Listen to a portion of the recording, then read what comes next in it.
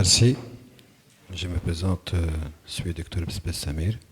J'étais membre pendant 10 ans du comité d'action de la revue des écologistes en langue arabe de M. Goldsmith. J'ai écrit un livre qui n'est pas encore publié sur l'agriculture de destruction massive, c'est-à-dire sur les pesticides, les semences, les OGM, etc.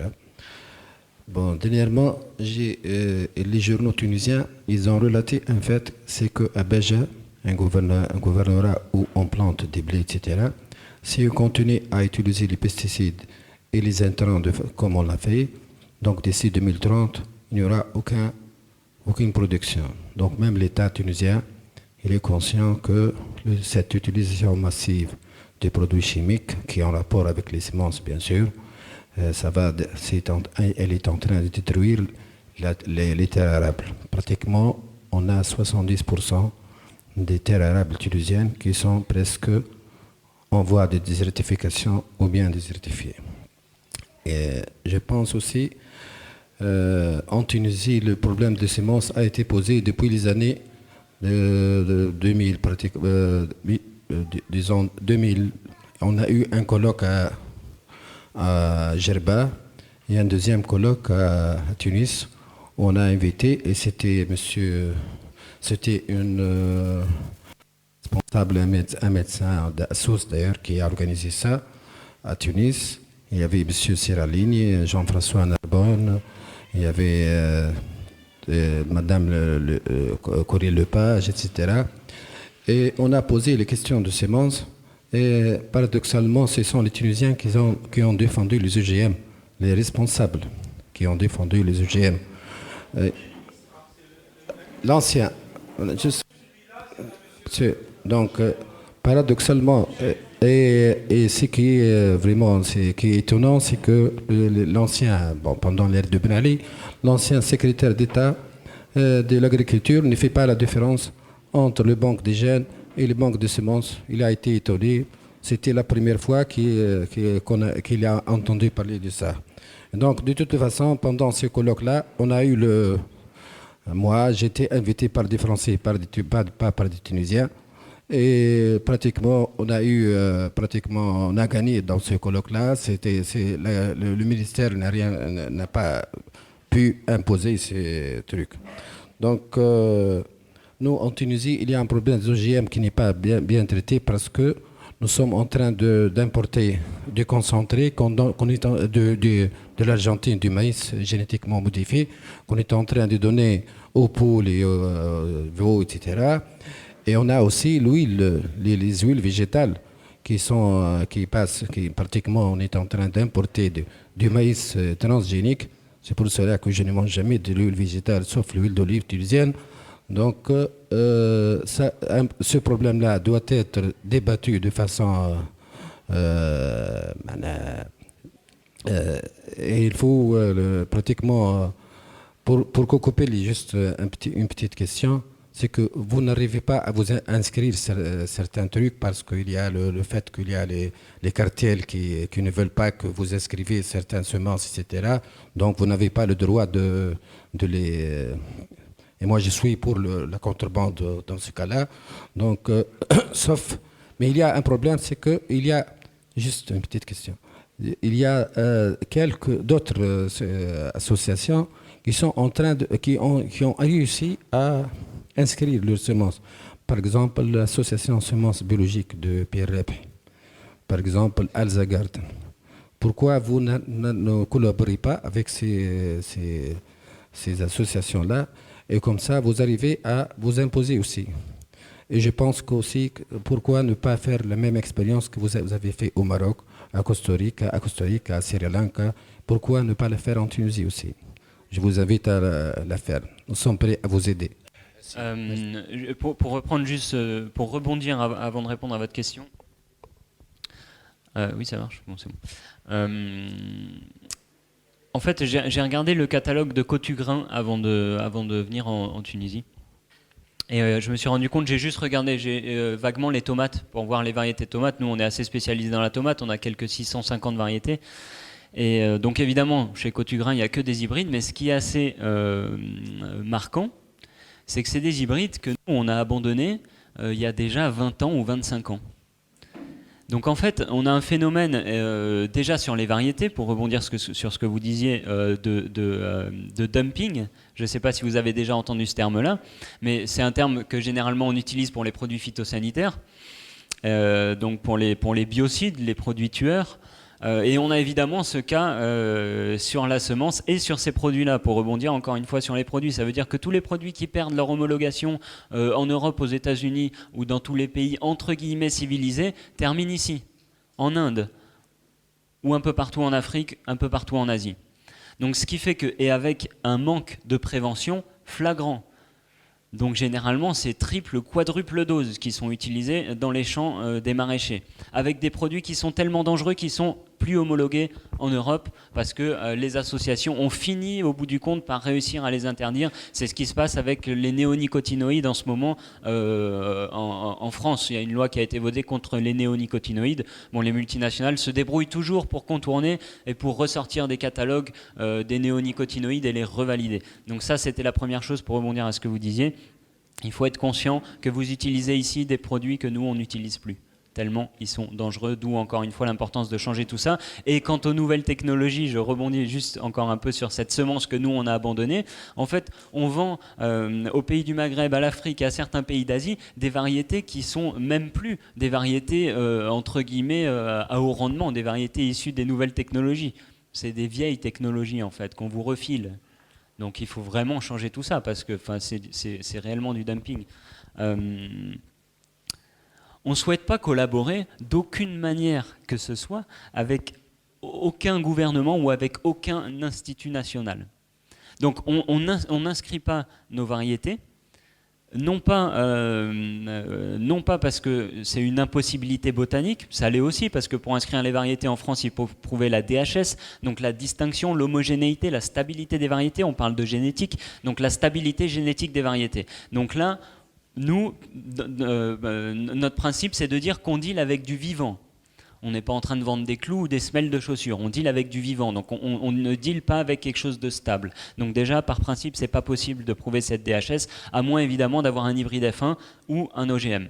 Ça, c'est pour l'aspect botanique. Après, pour l'aspect éthique, pourquoi est-ce qu'on collaborerait, pourquoi est-ce qu'on essayerait de s'introduire dans un système qui nous pourrit la vie depuis des décennies pour essayer de le changer de l'intérieur? Ça ne fonctionne pas. On ne peut pas gagner un jeu qui est truqué à l'avance, on ne peut pas gagner un jeu dont on n'a pas les règles.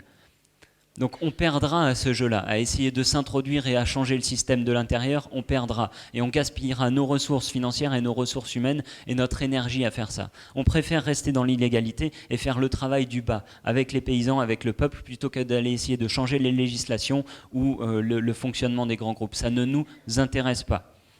Qu'ils fassent leur truc, ils finiront par s'éteindre d'eux-mêmes. Nous, on travaille sur le terrain avec les paysans. Merci à tous les organisateurs de nous offrir cette très belle occasion. Je suis la présidente de l'Association tunisienne de protection de la nature et de l'environnement à Korba. Korba, elle a l'avantage d'être une ville toute petite peut-être, mais elle est agricole, elle a une très belle plage, elle a une lagune qui est inscrite à l'échelle internationale. Donc en tant qu'association, on a beaucoup de choses à faire dans tous les domaines. Donc on a le projet de valorisation du travail de la femme rurale et on encadre la femme rurale pour qu'elle développe ses compétences, son savoir-faire et justement préserver leurs semences locales. Et entre autres, on a commencé à travailler, mais avec la Banque de Gênes en Tunisie, pour valoriser le piment de Korba. C'est un piment très très ancien. Et maintenant, les agriculteurs ne veulent plus l'utiliser parce que comme il y a une salinisation de l'eau, comme il n'est plus très rentable. Et donc, par rapport aux hybrides, bien sûr, qu'on vend dans tous les souks. Et qu'est-ce qu'on a fait? C'était un très grand travail de recherche pour trouver les quelques agriculteurs qui continuent encore à planter ce piment. Ils le plantent en tant que quelque chose en parallèle parce que c'est pas sur ça qu'ils peuvent compter. Donc, avec la Banque de Gênes, on a établi la génétique de ce piment. Et justement, on voudrait développer des projets qui tournent tout autour de ce piment pour le valoriser. Donc nous sommes sur ce travail travail. On a essayé aussi de travailler sur justement avec la banque de gènes, elle essaye de développer ces semences locales et on s'est confronté à la mentalité des agriculteurs, entre autres avec du grain, du blé tunisien, et ils n'ont pas apprécié, ils ont trouvé que ça ne donnait pas assez de rendement, et il y en a même un, on lui a beau expliquer l'importance, il a fini par l'utiliser, par le manger, c'est tout simplement. Donc tout ce travail, on voudrait justement coopérer avec toutes les autres associations pour travailler sur cette mentalité des agriculteurs, pour arriver à faire passer cette... j'ai dit entre parenthèses, pour qu'ils se sacrifient au départ pour démarrer ceci. La première question. Donc, et la deuxième, je suis donc en contact avec Cocopelli depuis 2 ou 3 ans sur email. Je reçois tous les messages. Et je voudrais savoir comment pouvoir avoir les semences. Vous le proposez souvent et vous demandez qu'on vous envoie pour avoir, mais comment travailler ça ? En contrebande toujours Juste pour répondre à votre deuxième question rapidement, c'est la contrebande, il n'y a pas le choix, on ne peut pas envoyer de semences en Tunisie. On peut pas, en fait, on est bloqué sur quasiment tous les pays de la planète pour envoyer de la semence. Les douanes détruisent tout, donc il faut faire venir les graines physiquement, on n'a vraiment pas le choix. Voilà.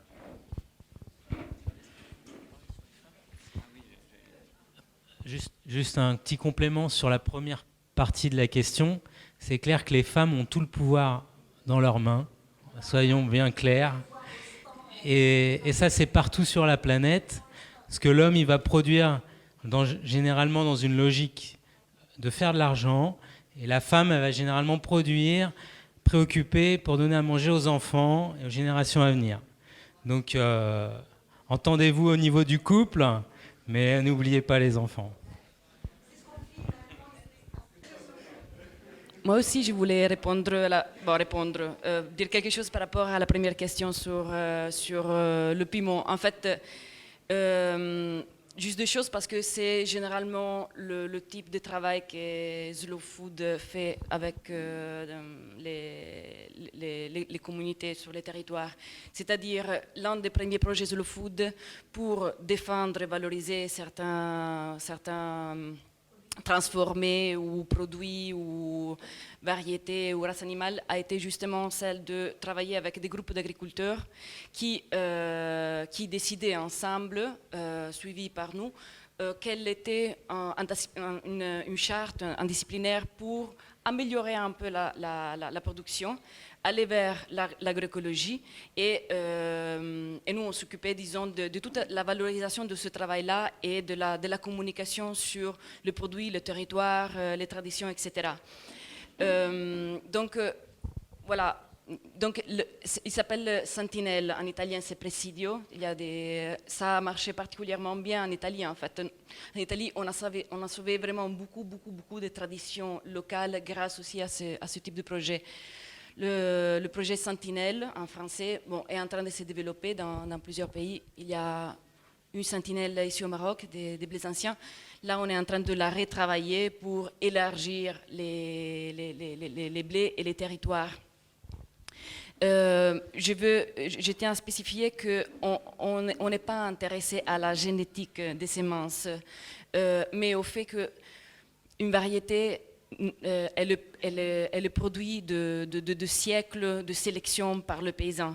Donc, on ne peut pas arrêter la sélection du paysan. Ce qui nous intéresse, c'est que les paysans n'abandonnent pas les semences qu'ils sont en train d'utiliser pour les hybrides plus productifs.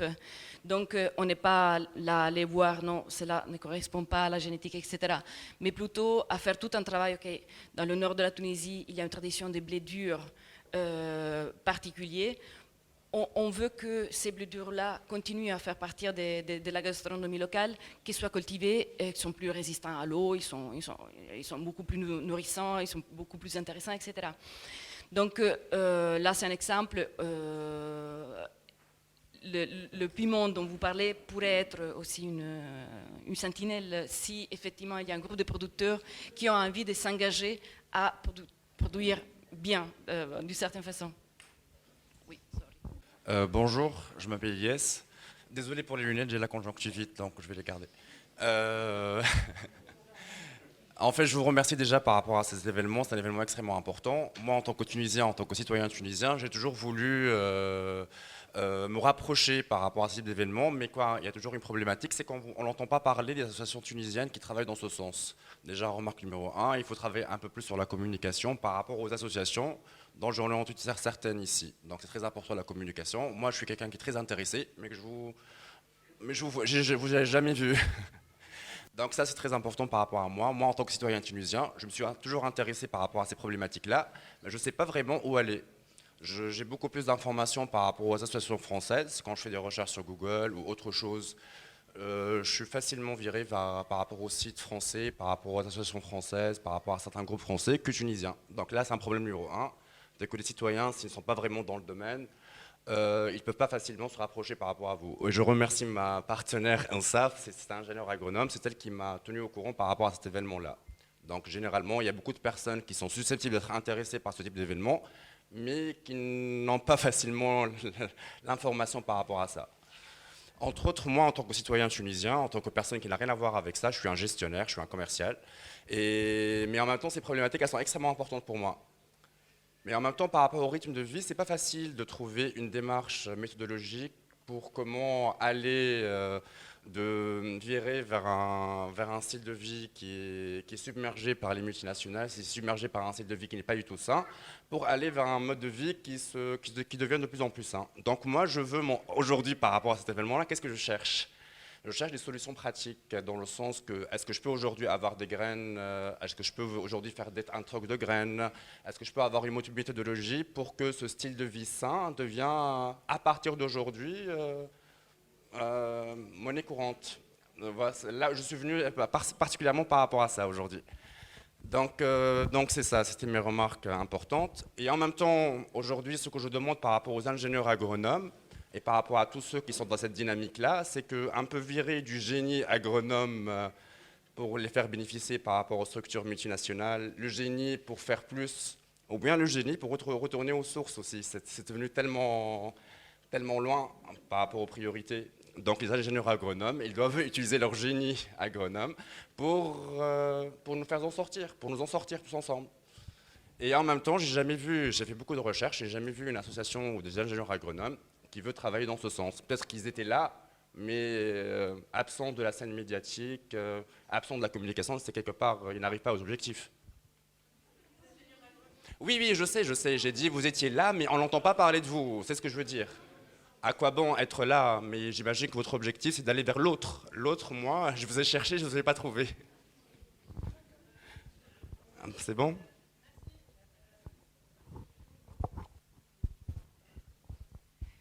Merci de nous accueillir. Merci à Cocopolis, que je connais depuis très très longtemps. Je suis André, trésorier de Tunisie Recyclage, basé à la Marsa.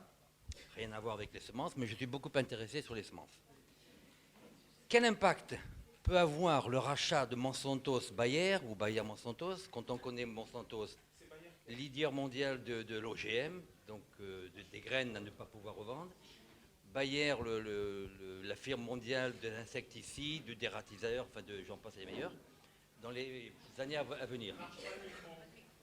Ça c'était ma question, et une réponse à la dame qui a posé la question. Je veux bien jouer le contrebandier entre la France et la Tunisie, parce que je fais 2 voyages par an.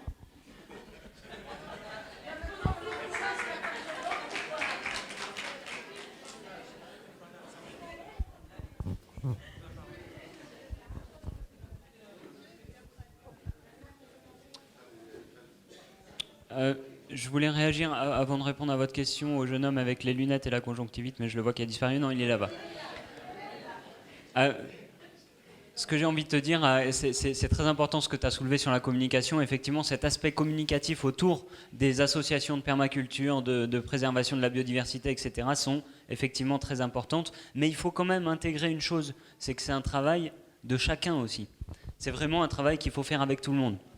Ça, c'est ma première remarque très courte. La seconde, par rapport au métier d'agronome, évidemment, tu as entièrement raison. Il faut que les agronomes remettent leur génie et leur science, que moi, par exemple, je n'ai absolument pas. Je n'ai même pas les brevets de base à l'école. Je suis archi nul dans les études. Donc les agronomes ont évidemment quelque chose à apporter. Mais par contre, il faut aussi garder en tête que, par exemple, un homme comme Fukuoka, qui a lancé la permaculture, c'est une cinquantaine d'années de terrain en contact direct avec la nature qui a pu faire, en fait, qu'il a développé ce génie. Donc il faut, en fait, finalement, la conclusion, il faut que les agronomes redeviennent des agronomes et retournent dans les champs, en contact réel. Je ne sais pas comment ça se passe en Tunisie, mais en tout cas en France, nos agronomes, certains n'ont jamais mis une paire de bottes et ne sont jamais allés dans un champ. Donc voilà, donc c'est très important que ce métier d'agronome, en fait, redevienne un métier d'agronome, tout simplement. Pour rebondir à ta question, pour répondre à votre question sur Bayer, excusez-moi, j'allais y venir de toute manière, pour rebondir sur ce que disait Madame tout à l'heure par rapport aux paysans qui ne veulent pas entendre parler de variétés anciennes à cause de la productivité. Et en fait, parce que par exemple ce piment qui ne pouvait pas s'adapter à un sol qui a perdu son adaptation à cause de la salinification du sol. Il faut bien comprendre que les multinationales créent l'offre et la demande, bien évidemment. C'est le bon sens. Si on désertifie un sol, il va falloir proposer des variétés qui vont pouvoir s'adapter à ce sol entre guillemets désertifié et surtout proposer les produits qui vont avec cette semence. C'est la base. Et quand vous voulez convaincre un agriculteur qu'on se moque de lui, partez de ce principe-là et de ce constat-là, c'est qu'une multinationale semencière n'existe pas vraiment. C'est une multinationale qui vend des produits chimiques qui existent. N'importe quelle multinationale semencière fait l'énorme partie de son chiffre d'affaires sur les produits chimiques. Donc pourquoi est-ce que ces multinationales-là vendraient des semences résistantes? C'est un non-sens économique. Ce serait se tirer une balle dans le pied. De la même manière qu'un industriel pharmaceutique a besoin de cancers, a besoin de malades pour faire du bénéfice, une multinationale de la semence, des produits chimiques, a besoin de semences malades pour faire du bénéfice. Si Bayer aujourd'hui rachète Monsanto, c'est pour ce principe-là. Monsanto crée les cancers avec le glyphosate, avec les OGM, etc. Bayer les soigne. Parce que Bayer, avant d'être une multinationale des produits chimiques, est une multinationale de la pharmacie. Après, si je veux vraiment vous déprimer, on soulève évidemment le zyklon B, on soulève le chlore, on soulève toutes les aberrations. Bayer pourrait être jugé 10 fois pour crime de guerre, crime contre l'humanité. Tous les produits en fait, qui ont été utilisés pendant la Première Guerre mondiale pour balancer dans les tranchées les produits chlorés, etc. Le génie, entre guillemets, qui a été nommé prix Nobel de la chimie, qui s'appelle Fritz Haber, du groupe IG Farben, dans lequel il y avait évidemment Bayer, BASF et une autre boîte qui s'appelait AGT, il me semble. Pour resituer un peu d'historique, ces gens-là sont des criminels qu'il faut juger comme des criminels. Ils ont racheté Monsanto, ils bouclent la boucle, encore une fois. Tout simplement. Donc l'impact que ça peut avoir sur notre travail, elle est inexistante. De toute façon, ça ne change rien concrètement sur le travail de fond qu'on fait sur le terrain. De toute façon, qu'il soit racheté par l'un, par l'autre, c'est des chiffres avec énormément de zéros sur des comptes en banque, on ne sait pas trop où, et des directives, on va dire, commerciales et des directives de stratégie. Mais à la base, que ce soit Monsanto ou Bayer, c'est des criminels. Dans tous les cas, un criminel rachète un autre criminel. Sauf que l'antidote n'est pas un antidote. L'antidote est également un poison. C'est ça qu'il faut comprendre. Bonjour, je veux dire buenos dias, buongiorno à Madame Ranza et bonjour à tout le monde. Je me présente, c'est Ben Hassan Mohamed Gharbi. Je suis membre de l'association Tunisie Recyclage, mais aussi membre du Parti Pirate tunisien et qu'on est contre le brevetage du vivant tout court. Je vais ramener une petite réponse à la dame de Korba pour valoriser donc, ce piment, ce produit-là.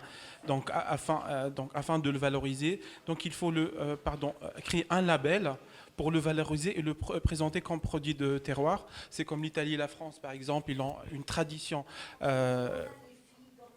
Non, mais pas présenté comme produit de territoire comme l'Emilia-Romagna, la Toscane, le Limousin, la Champagne, etc.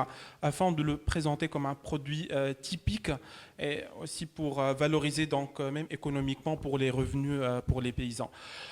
Autrement, donc Monsieur de Cocopoli a dit donc un mot très important. Cocopoli, pardon. Un mot très important qui est l'éthique et la contrebande. Donc c'est un petit peu le monde à l'envers. Donc monsieur va venir avec les grains en cachette, etc. Mais c'est eux, les multinationales, qui doivent être les contrebandiers, c'est pas nous. C'est contre nature, parce que la graine, elle est créée par Dieu, par la nature, par Gaïa, par tout ce que vous croyez, comme elle va donner donc une plante et se reproduire à l'infini. Mais eux, ils ont intervenu et interrompu ce cycle naturel. Ça. Et deux, qu'est-ce qui prend si une société dit ces graines-là m'appartiennent à moi? Ça, c'est inconcevable. Donc, ça appartient à tout le monde et à la nature. Et il y a une loi, ce sont des lois qu'on doit les respecter. Ce sont les lois de la nature. S'il y a une loi, une procédure qui intervient ou qui notre lien avec la nature ou qui contredit donc le lien de l'homme avec la terre, elle ne doit pas être coopérée. On ne doit pas coopérer avec ces brevets, these patents, bien au contraire. On doit prendre, nous, les citoyens, les choses en main. Et pourquoi il a dit c'est un petit peu... les multinationales et les gouvernements mettent la main dans la main parce que notre démocratie, elle est malade. Donc contre nous, comme les gens de Korba ou de Costa Rica, prennent les choses en main. Donc c'est un début, c'est ça le chemin, un début pour vraiment pouvoir y remédier et mettre ces multinationales, Monsanto, etc., Syngenta partout, donc ailleurs. C'est nous la légalité et eux les contrebandiers. Bonjour, je m'appelle Frédéric, je suis venu avec Mohamed en Tunisie pour faire de l'agriculture, pour reprendre les terres familiales. Donc on est arrivé il y a que 6 mois. Maintenant, on a fait un constat qu'on avait déjà fait dans d'autres pays avant. Le problème, il est quasiment pareil partout. Maintenant, je voudrais revenir sur plusieurs points qui ont été abordés, surtout un point essentiel qui n'a pas été complètement abordé, qui me semble essentiel à tout. En fait, en vous répondant à vous, monsieur, je vais apporter l'explication. Juste la parenthèse, la zitoune, l'huile d'olive. C'est une catastrophe écologique pour la Tunisie, monsieur. Je suis désolé, elle est très bonne. Ils m'ont ramené déjà quand je vivais en France depuis les terres familiales. Elle est très bonne. Bnina Barcha, franchement. Mais par contre, c'est une source de pollution énorme. Sur plus de 200 sites qui sont censés retraiter l'huile d'olive, enfin les résidus de la presse de l'huile d'olive, il y en a seulement 18 qui sont aux normes, monsieur. C'est un désastre écologique. Les polyphénols, ils restent persistants dans l'environnement. Ils le polluent d'une manière non pas irrémédiable, mais très très longue. Pour réparer ça, on parle de plusieurs décennies. C'est très grave. Donc l'huile tunisienne est vraiment très bonne, mais c'est une catastrophe écologique. Je suis désolé. Ensuite, sur pourquoi, par exemple, Cocopelli ne va pas faire valider ses semences au catalogue officiel. Je vais vous dire tout de suite pourquoi, moi, ce qui me vient à l'esprit, c'est que le monde, il est constitué de plein de microclimats. Nous, là où on est, vers Tebourba, El Marfoura, on a un petit climat juste entre le Jbel et l'Ansaline et l'Oued. On va juste de l'autre côté du Jbel. Pourtant, c'est un petit Jbel, 300 mètres de haut. C'est pas grand chose. On n'a déjà plus le même climat. Quand il pleut derrière, il pleut pas chez nous, vice versa. Le sol, il n'est pas pareil selon qu'on soit juste encore sur le versant de la colline ou qu'on soit en bas. Et donc, cette diversité qu'on va avoir sur le SMI, on en a besoin. Et le problème, c'est que pour faire inscrire les semences, on est obligé d'avoir cette homogénéité, le calibre des fruits qui est tous pareil et tout. Maintenant, le problème, c'est que on va faire des parcelles de test dans le sud de la France. Ok, on va lancer 30 000 plus de plants de tomates. Tous pareils, magnifiques. Ils ont super bien poussé ici. Maintenant, on va envoyer ces semences en Tunisie ou ailleurs. Elles donneront rien parce qu'elles ont été acclimatées à un sol, à un climat particulier. Donc maintenant, ce qu'on va nous offrir, je fais pousser beaucoup de vos semences depuis longtemps, j'en ai fait pousser dans plusieurs pays. J'ai laissé donc vos semences après, parce qu'après, quand je redéménage, je laisse les semences sur place. Et ce qui est beau, c'est de trouver cette différence. Maintenant, vous avez quelques hybrides qui sont plus vraiment des hybrides, qui vont être au stade F3, F4, je pense, qui sont déjà un petit peu descendus sur l'inbreeding, mais qui offrent encore une diversité, c'est très intéressant, du coup des formes, des couleurs différentes, et c'est ça aussi qu'on va rechercher, puisque ça va permettre nos semences de les adapter précisément à un microclimat. Parce que ce qui va fonctionner sur une parcelle, c'est pas parce qu'on est dans le même gouvernorat que ça fonctionne. Et on a besoin de cette diversité. Donc s'ils se mettent à faire inscrire légalement leurs semences, on perd tout l'intérêt d'une banque de graines comme ça. Et c'est là que ce serait dramatique. Donc voilà, c'est surtout là-dessus.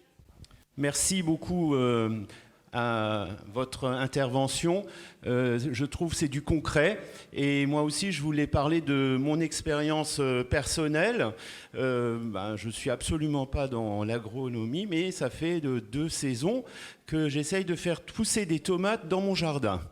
Donc j'ai un ami qui m'a dit « Attention, n'achète pas des graines n'importe où, achète plutôt du bio ». Bon, alors j'achète du bio et puis je plante mes tomates. Enfin, je les fais pousser à partir d'un grainetier que j'ai trouvé ici. Et puis, cette année, malheureusement, on n'a pas mangé beaucoup de tomates, mais on avait 4 variétés différentes. Et je trouve que ce que je retiendrai vraiment de cette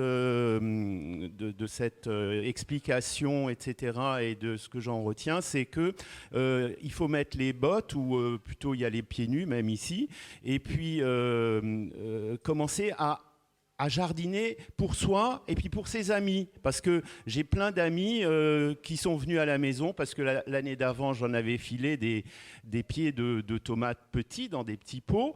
Et puis, chez mon ami, il a mangé de la tomate parce que moi, j'étais plus là parce que je suis parti en vacances et j'ai pas arrosé. Donc voilà, c'est un peu une expérience concrète de tomates. Voilà, c'est tout.